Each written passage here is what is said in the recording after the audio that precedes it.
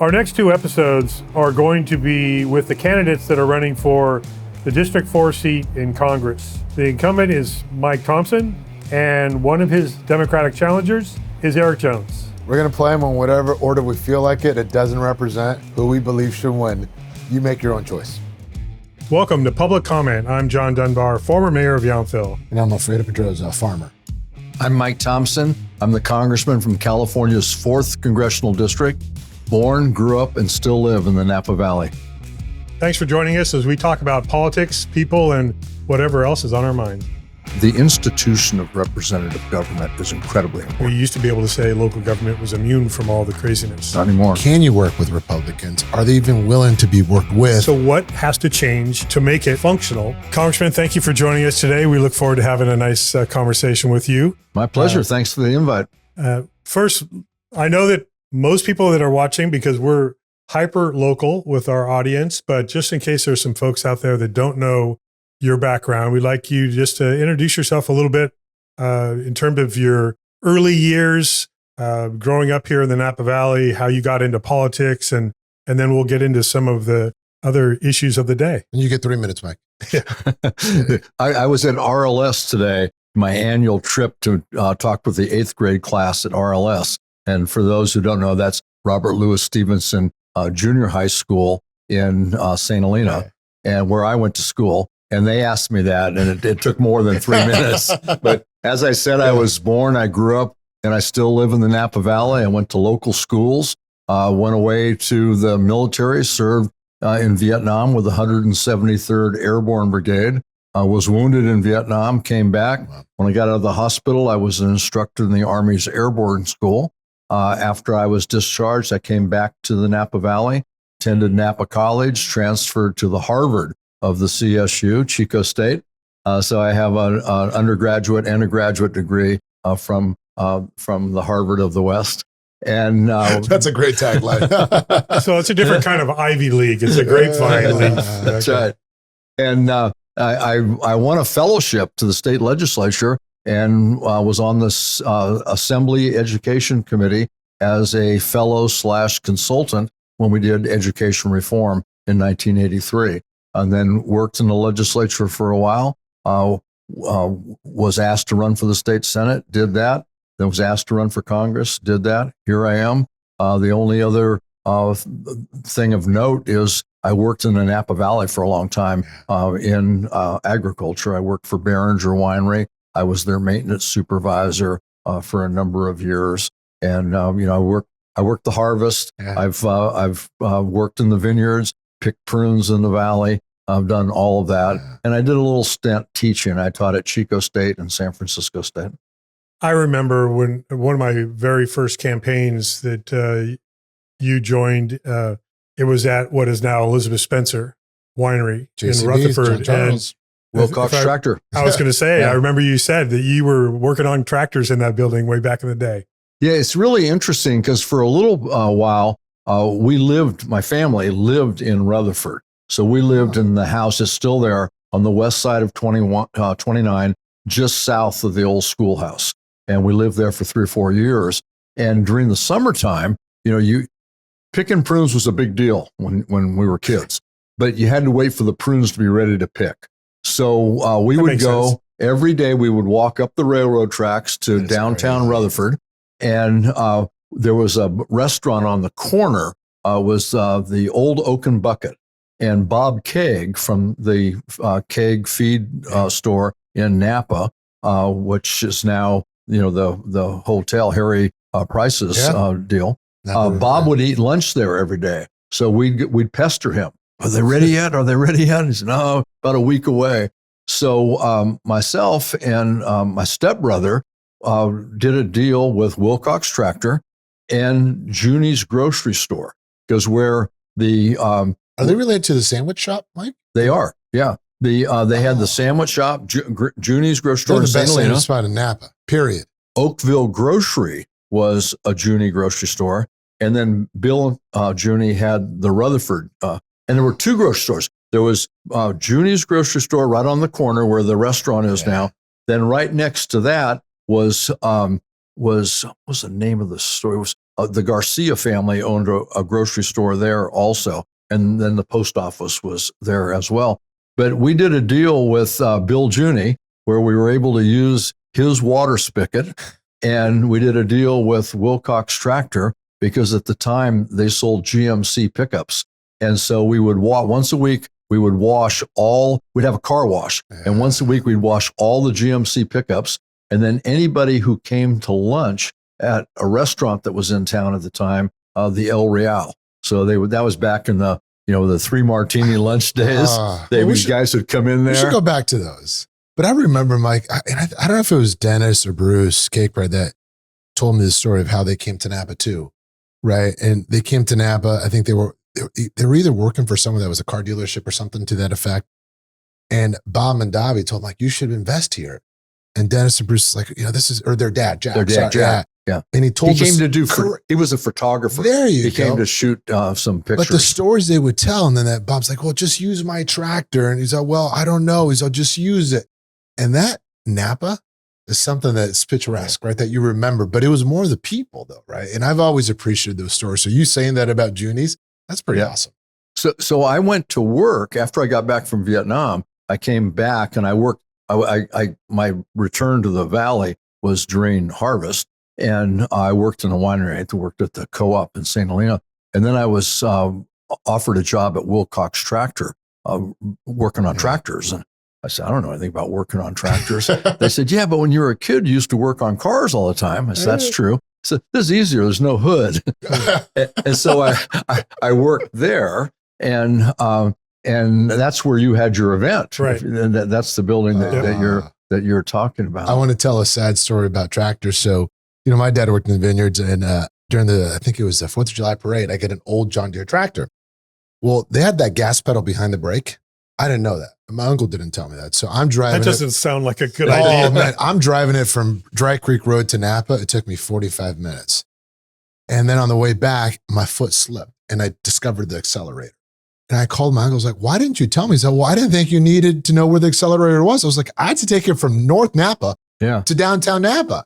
Right. So that was my limited little kids exposure. were riding their bikes right past you. It was beautiful. It was the best parade entry I've ever done, John. So I believe that's the extent of my work on tractors, Mike. But that just kind of sparks with me the stories that we've heard for decades. I moved here in 98 about the camaraderie, whether it's every day like that, and especially living in Yountville, the stories about how all the families and the kids would play and they'd be on sports teams together and they'd go. Yeah, it is different now. It's, we've talked a lot about the evolution of the Valley but there's still that, there's still that human connection part of it. There's that camaraderie.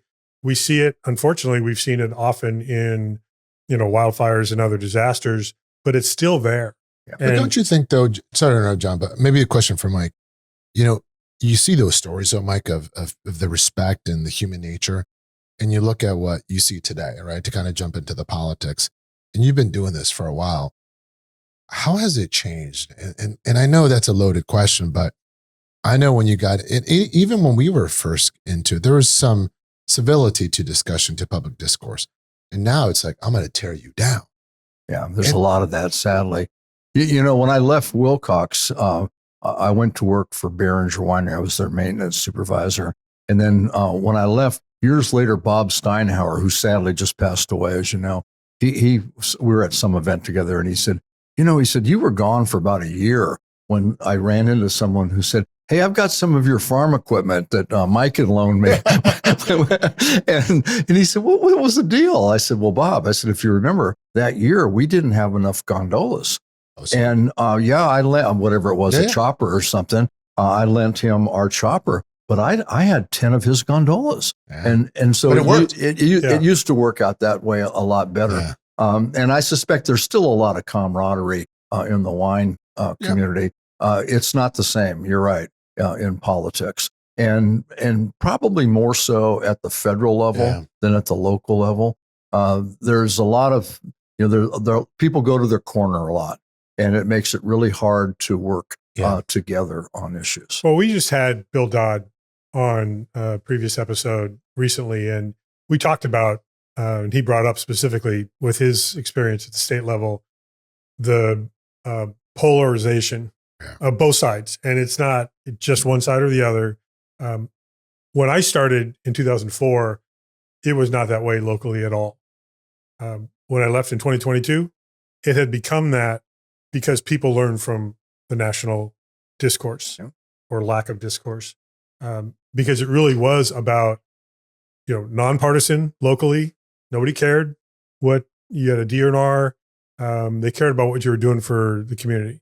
And that was really kind of that genuineness of local government. And we used to be able to say local government was immune from all the craziness. Not anymore. Not anymore. State, state and the national discourse. Now, I'll give you two examples. The other day I was on talking to a group, and it was on Zoom, and they said, well, you took X amount of money from this particular group. And I said, well, no, I've never taken a penny from them. They've never donated one single penny to my campaign. They said, well, that's just not true. Well, there's records, man. Go look at the records. But I'm telling you, it's not true.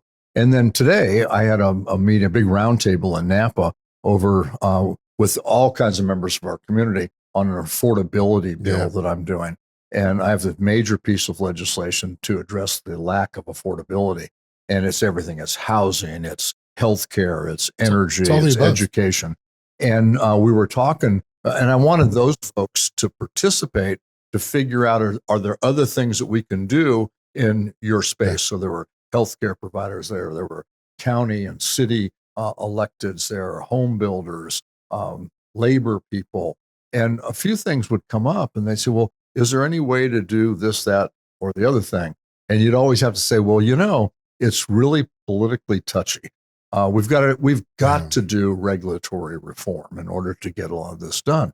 But I remember when I was in the state Senate, I did the first reform ever of CEQA. It was a heavy lift. Yeah, and you survived.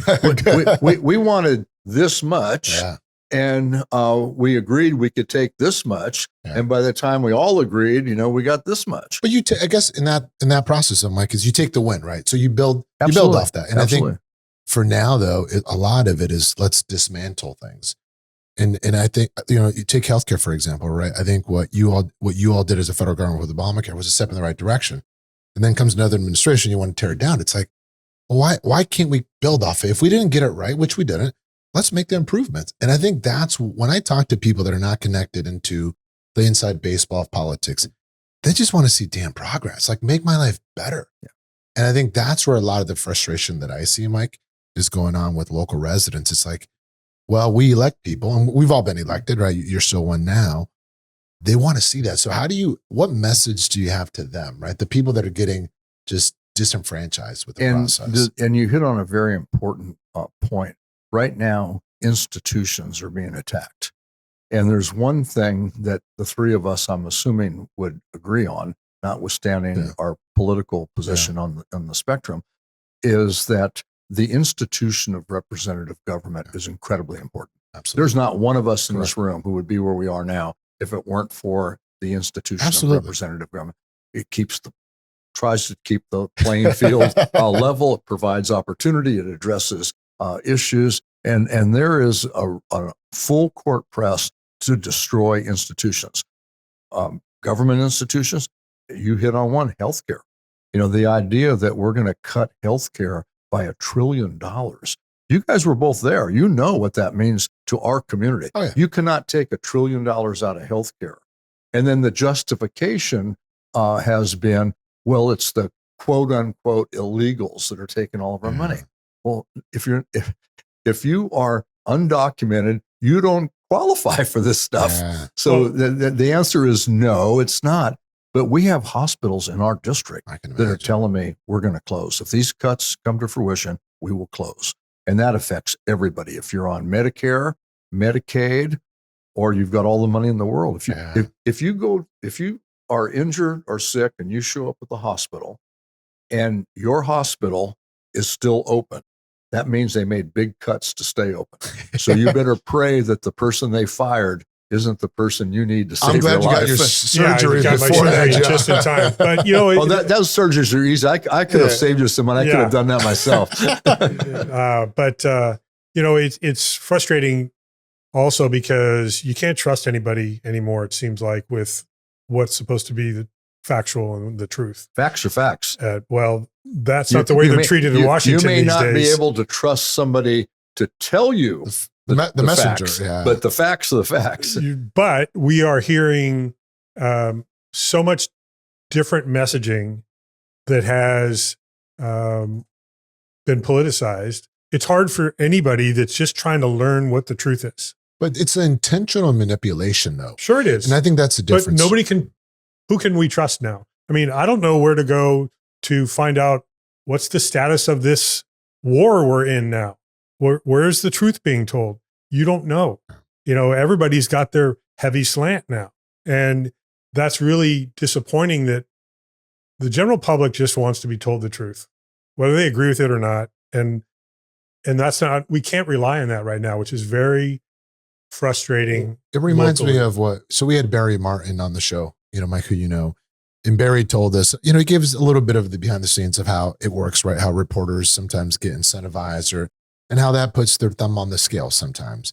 Right. And I think that's a frustration that, I see, whether it's my mom trying to understand what's going on, right? Or it's when I go to soccer practice and people still think we know stuff. I'm like, I know as much as you do. Right. But it's that thirst for wanting to know the truth. And then it gets manipulated through social media. Right. And people are genuinely confused, which leads to frustration. Yeah. Right? The other thing that I just learned, Jerry, my wife, and a whole group of folks from Redwood Credit Union were back in DC for a week just recently about, financial markets. I met with them. Yeah. That is true. And it was of note, as Jerry was talking about, going around in the buildings with the Senate and the congressional buildings, it seemed like everything was fine. It seemed like there was no urgency. There was no concern as they were, I'm not saying with you and your meeting, but here we were a week into this, what's emerging as a global conflict now. And the halls seemed like they were just any other day. And I remember when I was in DC with the League of California Cities in March of 2020, and we all were crowded into a room that probably was over capacity for a presentation from the vice president. And he, spoke to this group of elected officials. There were probably 200 in the room that should have had 100. And this was March 17th. And we barely got flown back home because everything was shut down. And it's just interesting. I mean, you're in the middle of all that. Is it calm in the halls and chaos in the office, or are people just absorbing what's going on around them differently than the average person would? Well, I don't know what Jerry was looking at to making those comments, but I know that they were there to talk about credit union business. Yeah. And so they had meetings set up, as they did in my office, with different members or different staff. Right. And they, when they walk into the meeting and sit down, in my office, we talked about credit union stuff. Yeah, and that's why I say not specific to Yeah. your meeting. I'm just saying The overall tone. when they were experience. in the buildings and just kind of wandering through, it felt like it was any other day. Yeah. And when they were there, the Iran stuff hadn't escalated to where it is today. So that hadn't started. There was saber rattling and going on, and a lot of speculation going on. But it changed when bombs started dropping, as you know. There's other things that are going on. ICE. What's happening with ICE and the chaos that they've caused in our community right here, and certainly in Minnesota. So there are enough issues that are incredibly important that have people's attention, but you just don't bring those to every meeting. No, and I don't mean to imply that it should have been brought up. I'm just saying, from my perspective here, I'm trying to figure out,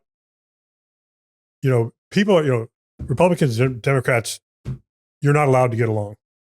And hopefully we should talk about that. Hopefully you're able to find a private room somewhere and actually talk across the aisle with people to try to get some shit done.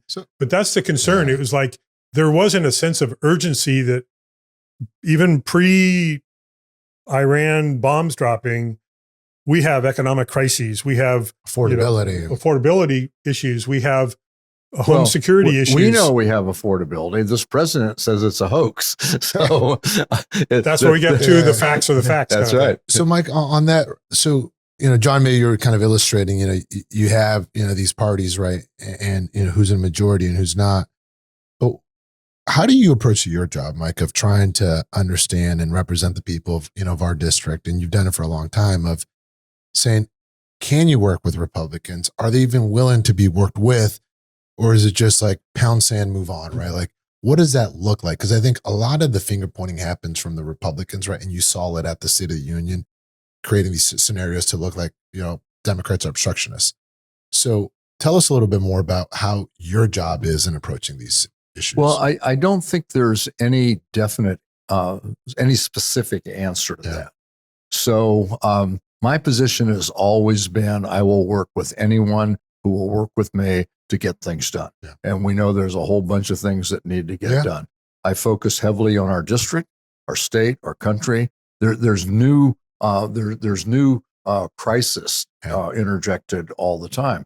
So Minneapolis, it most certainly isn't in our district, but we all care very much about what happened there. Totally. The 2 people who were killed, the message that sends.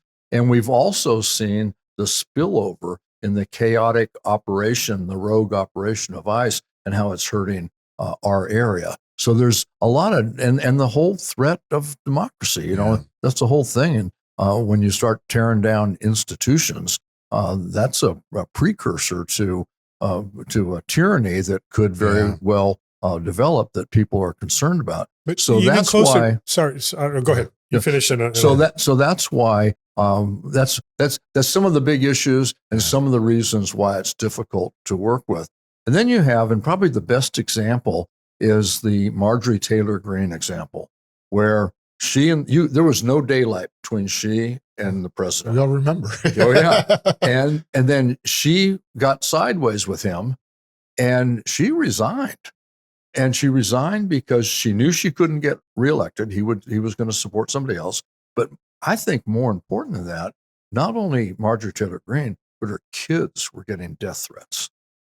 And it's like, you are against the president, we're going to kill you. Yeah. And so it's at a whole different level. I'm glad you bring that up though, Mike, because that's what you expose yourself to, right? It's that, right? And that's not the way it should be, right? John, we've all ran against people, and I ran against people, and even when they ran against me, you still wish them well, just not maybe in this race. Yeah. Well, there was a guy that ran against me for mayor in 2010 that I did not wish well. At the end of the day, they ran for a purpose. Maybe he was the guy that showed up in town and I remember that one. Yeah. I don't want to poke. I don't want to open up that scab for you, John. Okay, then don't. But go ahead, move on. You were going to ask Mike a question. Well, I was going to kind of bring it a little bit more. But that wasn't that race is a prime example of what you're talking about. This guy airdrops in without a clue of anything, had some backing, some financial backing, and lied his ass off from start to finish. Yeah, well, and also, yes, there was a lot more sinister stuff about him that permeated the whole valley, it turned out. But, I was going to kind of redirect. You were talking about, serving the district in California, specifically what's happened with wildfire funding that was clawed back in Napa County from the feds. What's happening? The $25 million. Yeah, the politicalization, and it wasn't clawed back by the feds. Don't put us all in that camp. Well, that was the administration. They did away with those BRIC grants, and the BRIC grants, quite honestly, came out of the first Trump administration, and they were good. And we had our district was hit even bigger. It was $25 million for Napa County, $35 million for Sonoma. So and I'm not painting all feds with the same brush, but yes, definitely not. But also what happened down in Southern California with the Palisades, and the fact that even that disaster has been politicized. Oh yeah. And it's like, okay, what's got to change? To your question, people have to be willing to talk to people. How is that going to change? It's not going to be any better if the Democrats take control from the midterms and now have the majority votes. It's still going to be totally adversarial. Yeah. So what has to change to make it functional? Because nothing good is happening these days. And everybody's counting how many votes you have to get to for the majority, but that's not really serving. But look, the government is still working, John. I do think there's. I'm not sure about that. I do think there's things that are still happening, right? But to your point, though, I think that's a frustration that people have, Mike. Of like, okay, so it changes. Now what? Yeah. Right. And I think that's the opportunity. Well, I had a meeting the other day. Kind of to your point. It's driving me to drink. And it was in the new part of our district because our district is changing with Prop 50. And there was a guy there, and when we got all done, he said, he said, I'm going to tell you. He said, I drove my truck up and parked. And as I was driving in, I was thinking to myself, what am I going to hear today that's going to make me like this guy worse than I already like him? and he said, but we've had a great conversation. He said, we agree on more things. He says, you're a Democrat, I'm a Republican, but we agree on a lot of things. And there was a woman at the table who was an elected official in this particular county. And she said, I've told you a million times, all you have to do is talk to people and you'll find out that there are a lot that you have in common. Yeah. Well, I had the exact same experience when I was running for supervisor in 2022 in North Napa. This one gentleman actually worked for the city, and I knocked on his door, and his first question was, are you a Democrat or Republican? And I said, I'm a Democrat. He says, I can't vote for you. And I, why not? And so then it was the why not. And half an hour later on the porch, he's like, well, I can vote for you. That was an expensive vote. Yeah, but that's the thing is we don't all, it's not realistic to have 30 minutes for every person you're talking to try to make sure they understand what you're really about. So there's got to be another way to do it. Yeah. And as you use the Southern California fires, and there are a number of things that play into that discussion. Number one, there were 100-mile-an-hour winds, and these are not normal times. And we know all about that. Yeah, we do, and we know all about every aspect of how climate has impacted us in regard to fires. So, wetter wets, drier dries, higher grass, more fuel load, big winds. You know what happened. That Tubbs fire, the wind took Tubbs fire from Napa County over to Sonoma County, wiped out Fountain Grove, jumped two, what do you call them? The highways, 101. Well, but the two frontage roads. So 4 lanes of frontage roads plus and 6 lanes of highways. And they had to evacuate the command center that was in the parking lot of that deal, and then jumped over and burned down 3,000 houses in Coffey Park. So these are not ordinary times. So right away, you've got to deal with the people who say, well, climate change isn't real. So it was somebody else's fault. And I guess you can come back to a previous fire wasn't completely extinguished, but it was the winds that got that going again. It was the winds that moved it so quickly. And then immediately it was Gavin Newsom's fault because there was no water in the dam. But as we found out, there was no water in the dam because it was undergoing repairs. Yeah. It hadn't been water in the dam for a while. But that didn't fit the narrative though, right? Exactly.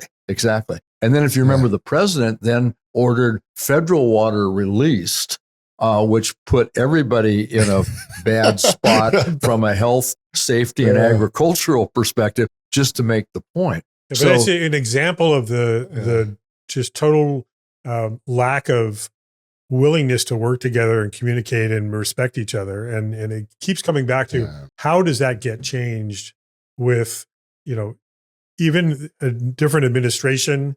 It's not going to be operating smoothly. It used to be. I mean, somehow there could be disagreement on policy and then acceptance that we're still working together to find common ground somewhere. That's before it was blood sport. It's not happening anymore. That, I think you're spot on, right? And I'll just share this. When I joined the board, you know Diane, and it was optics like, oh, Diane's there, we're here.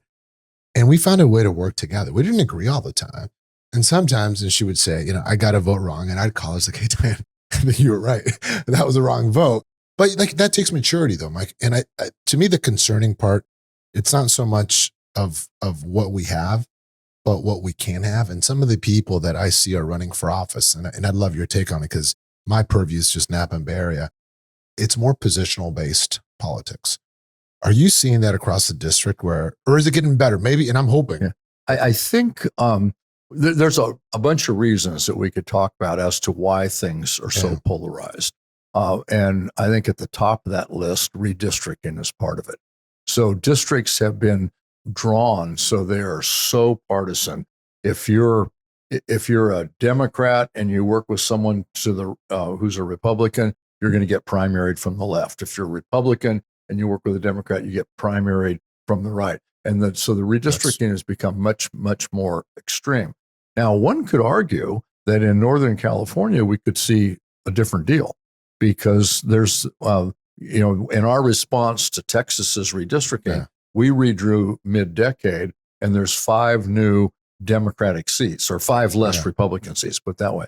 So a lot of the districts in Northern California change or will change markedly. Yeah. And, you've got Jared Huffman, who is a very staunch progressive, and he's going up past his original district and coming back in to Siskiyou and Shasta County. And as a former supervisor, what happened during COVID with Shasta County. Those guys almost resigned from the state of California. They want to start their own news. they fired everybody. They fired Republican supervisors because they weren't Republican enough. They had closed their. They had literally locked up their county office because of COVID. And these guys came in with bolt cutters and opened it back up, fired their registrar of voters because they didn't believe the vote count. And so Jared's got a whole new group of people that he's going to deal with. He will chair, because I believe Democrats will win back the House. He will chair the Natural Resources Committee. And one big issue is the reintroduction of wolves. And wolves are taking a real toll on livestock. And there was a big congressional vote on, and it's back to what you were saying about putting people in a bad spot. It was just delist the wolf and we'll take care of it. And that doesn't work, especially in California, because if they take the delisting off at the federal level, then it's going to revert to California law. And California law is going to be much more pro-wolf than any federal law is going to be. But Jared's going to have, he's going to be, this is his constituents. So he's going to have people in Marin County who think that we should reintroduce the wolves in downtown Plus Napa. And people in Siskiyou and Shasta County who are saying, I can't run my cattle business or my sheep business because of this. And he's going to have to figure out, that's their livelihood, especially in his policy position as chair of that committee, how do we deal with this? So it may be in Northern California, we may see a lot more of folks coming together. Well, there's been a lot of generational ag farming, livestock, and all that, and it is different in Middle America than it is in California, and the law doesn't work as well in one area as it does the other. But I wanted to jump before we run out of time with you. Looking a little crystal ball-ish. Before you do that, though, and because you brought it up, and because Alfredo's a farmer, our district, not livestock. Hey, I have cattle. Okay. Well, our district is very pro-agriculture. Right. And about 3 weeks ago, I sat down with about 8 or 10 farmers from my current district, and they were all Valley farmers. One Democrat, all the rest Republican. As a matter of fact, the guy who set it up said, I voted for Donald Trump 3 times, and every one of us have voted for him. And we're all strong, Republicans. And they said, but we're here because we're about ready to lose our farms. And he said, I'm a 5th generation farmer, been running the farm for 40 years. And he says, I'm right on the cusp of losing it all. And so there's some big, big challenges. What were the issues? Was it labor? It was mostly tariff. It was partially labor. And it was the alienation of other countries and what it's doing to his market. So, like a combination of tariffs and this 51st state stuff has caused Canada to not have there. You can't. That's true. Canada was our number one export country for California wine. Yep. You can't buy Not anymore. California wine. You can't buy U.S. liquor products in Canada. This guy had, and these guys were all multi-crop farmers. So this was everything from rice to tomatoes to almonds to prunes. And this guy said, I have one crop that is 80% of my ROI. And I have one customer. Oh. And they're from China. So, I mean, one little tweak, this guy wakes up on Wednesday and he doesn't like the Chinese, and I'm putting another tariff on. 80% of his return on his investment's gone. That's so they're scared to death. I know it should be closer to home with Jerry and her family, having grown up in the livestock world and hearing that, oh, we're just going to start importing Argentinian beef. Yeah. One, there's a health safety problem there. Two, you're collapsing the market for all the domestic farmers. So it's like, it's rhetorical, but who's making this shit up? I know that it's the folks in the shadows, mostly back in Washington, that are supporting the administrative decision-making.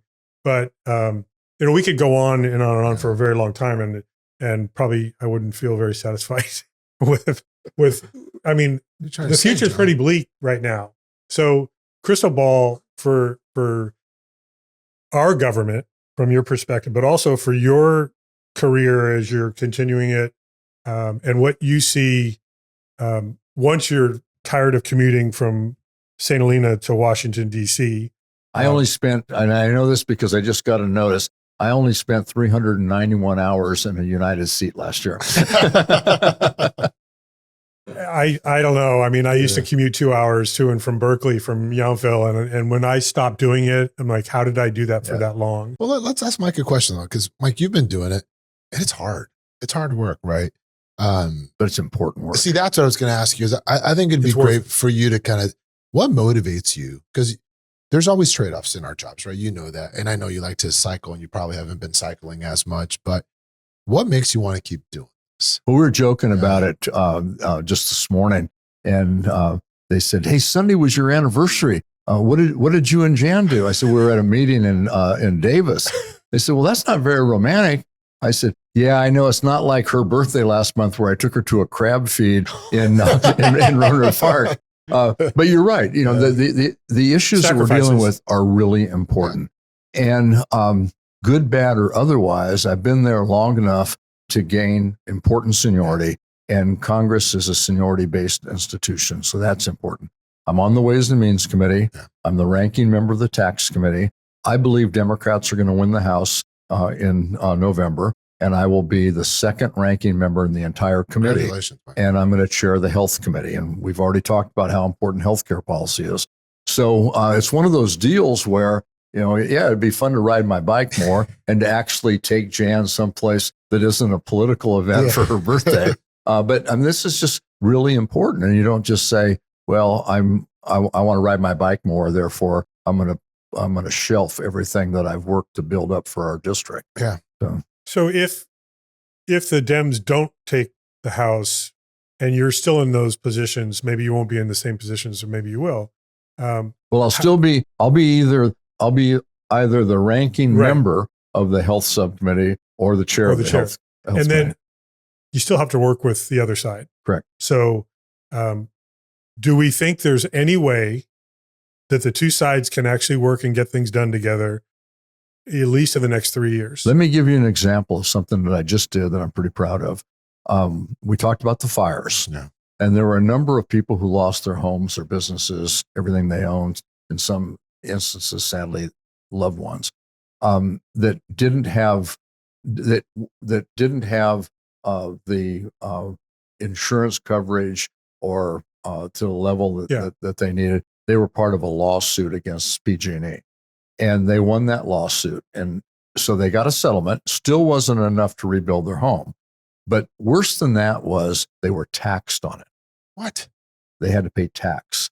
So I carried legislation and it was passed by the House, by the Ways and Means Committee, then by the House, went to the Senate, and it was right before the election. And the Senate was controlled by the Democrats, but they have a filibuster over there. So takes 51 votes to pass a bill, but it takes 60 to bring a bill up for a vote.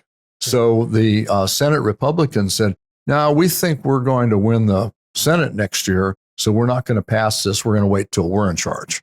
So here these people, took it on the chin again. So we start the new Congress. Now Republicans have the House and the Senate, but this is still important. So I do this bill. I get it passed over to the floor out of the committee, and the Speaker, Mike Johnson, says we're not taking this bill up. So I went to a Republican who's on the committee with me from Florida who had similar situations with a different kind of disaster, Greg Stubbe. I said, we need to bring this stuff. We need to get these people the tax relief that they need. So Stubbe and I teamed up, and we did what's called a discharge petition. Oh, yeah. And a discharge petition is shorthand for if you get 218 members of the House to sign, they have to take the bill up. So we did it. Nobody thought we could. There hadn't been a successful discharge petition in over 10 years. We got it. We brought it up. It passed, and it went to the Senate with so much momentum that they had no choice. They just took it up, and this president signed it in well, that's law. exactly. So that's hope. That was the exact process of the Epstein file release, right? Wasn't it? Except, But in theory, I mean, that still was signed into law, and it was done.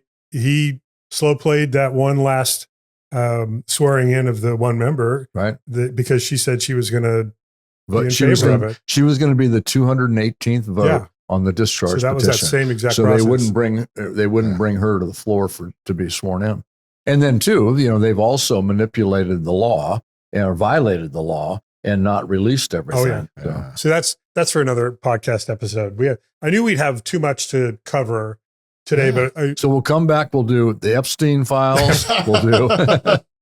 Let's not do that. It's going to take more than 30 minutes. One of the things that we've prided ourselves on is staying hyper local, and thankfully that appears to not be local.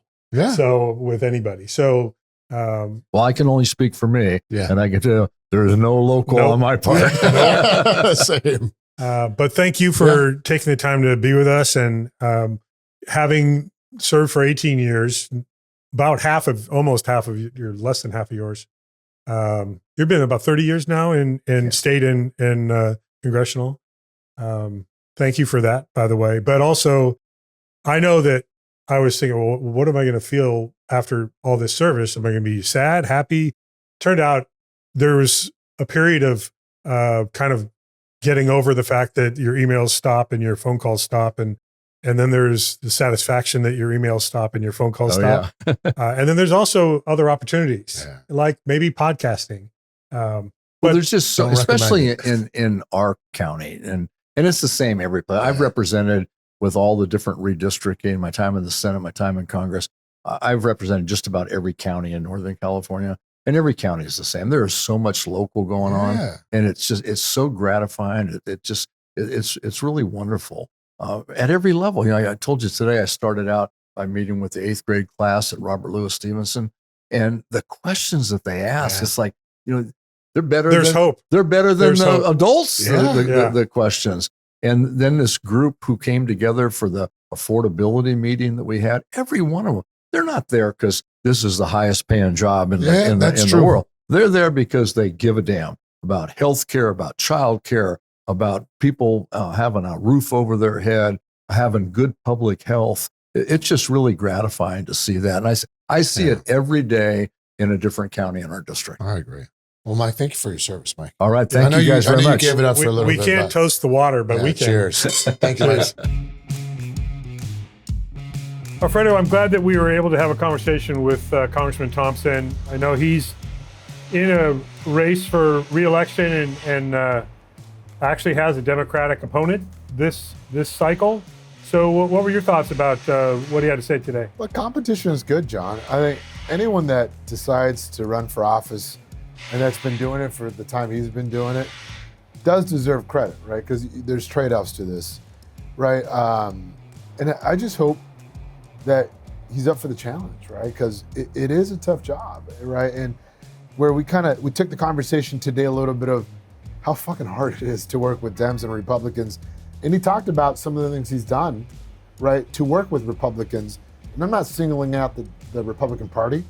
I just think that's what people want, John. People are tired of the political posturing by parties. They just want you to make their lives better. Like at the end of the day, that's what people want, John. Some of what we're really trying to get at, I'm not sure we were able to have enough time to get to it, was what is the succession plan for not just Democrats, but Republicans as well? You see an aging Congress, and we have for a number of years. And so what's the plan to bring on, to mentor, to encourage new folks to be running for office? And we are seeing that in this race. I feel like we're changing roles here, John, right? As the young guy's saying, experience matters. But look, I think you need both, right? I do think you need people that know DC, that know where the bathrooms are, right? No pun intended, that know how it works, that know how to carry legislation, that know how to cut deals. You need that. But you also need the new gal or gal that's hungry, that's determined, that's saying, no, I'm not gonna accept that I have to go raise money for the party all the time because I'm gonna do what's right for America or the people that I represent. You need some of that. And I think when you've been in the system for too long, you lose sight of that.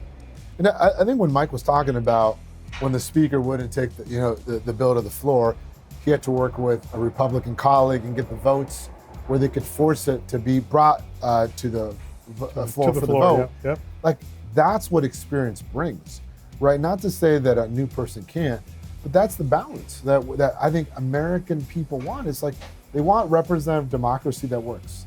Yes, we all have our party values, but at the end of the day, John, they want goodness. They want good shit to happen at all levels of government. And guess what? It's not happening. Yeah, we need to see more of that. Great. I am hopeful, and we did talk to Mike about this, that we are seeing people willing to talk to the other side of the aisle. And we're not seeing it in the coverage of national politics, but I hope at least Mike, representing us in District 4, is able to effectively do that while he's in Washington. But I also hope that the parties, right, have a reality check of saying, look, the way you've done business doesn't work, right? Because guess what? If your party does good, you're going to get reelected and your candidates will get reelected. So when you have parties, and I'm not saying which ones, because I think they both do it, when you're punishing electeds for working with other electeds and you're getting drawn out of your district, that's not representative democracy, John. That's a party trying to stay in power. You're right about that. It'll be interesting to see how these midterms go. All right. I'll toast Cheers to to not being in office anymore. Exactly.